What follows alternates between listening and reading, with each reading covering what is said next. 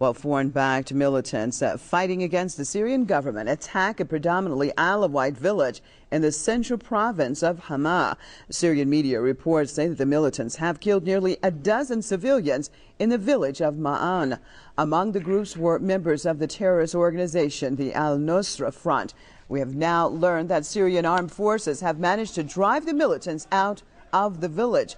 Syria has been gripped by deadly unrest in the past 21 months. Damascus says the U.S. and its Western and regional allies are behind the violence.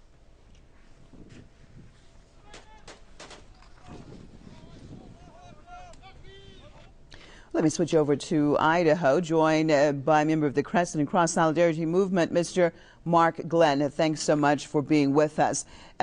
Mark, it just seems that the news gets worse and worse, the types of crimes that are being committed inside of Syria by the so-called opposition or Al-Nusra Front.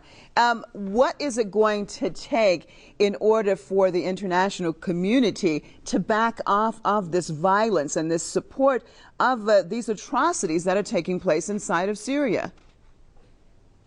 Well, I don't know that they're going to back off on their own. I think that what it's going to take is a really big bodyguard in the neighborhood, and in that I mean somebody such as Russia or China stepping forward either in a diplomatic way or in a military way, and coming forward and saying, let's just cut to the chase here. Let's just stop with the drama. Let's stop with the theatrics, and let's just call this thing for what it is. It is terrorism. This is the very same kind of business that supposedly was the reason for the United States going to war against Iraq, going to war against Afghanistan, killing almost 1 million innocent people.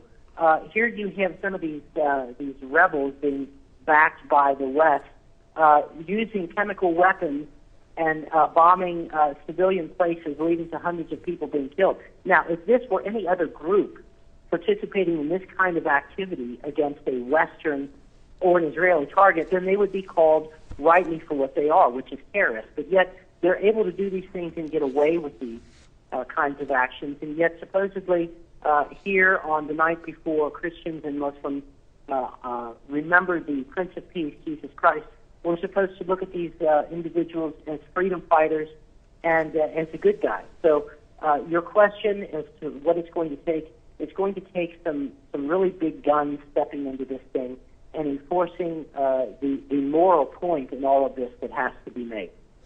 Well, Mark, do you think that the United States and their allies in the region miscalculated? Do you think that they expected things to change a lot more rapidly inside of Syria, and now basically they're reaching a point of no return, that anything goes in order to try to bring down the Syrian government?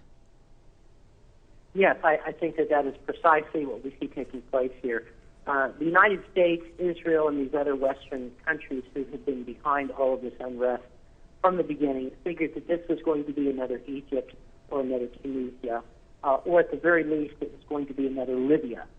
That if the pressure, the diplomatic pressure and the social pressures from within the countries themselves were not enough to bring these governments down, then a relatively short bombing campaign on the part of NATO would be enough to drive President Assad from power. So the fact of the matter is, however, is that we have other players involved in this, namely Iran, Russia, China, and other players who recognize that what is at stake here is not just about Syria, but really is, for all intents and purposes, about the rest of the world. And this is the reason why I think that the West has miscalculated. You're correct in that word. And they have gotten themselves into something much bigger than I think that they possibly had imagined. And for the rest of us, it's just a big question mark as to whether or not the West and Israel are going to back down, or whether they're going to go the full distance in all this and actually initiate some type of military conflict against Syria that could very easily wind up involving Syria and Russia, China, Iran, and other major players.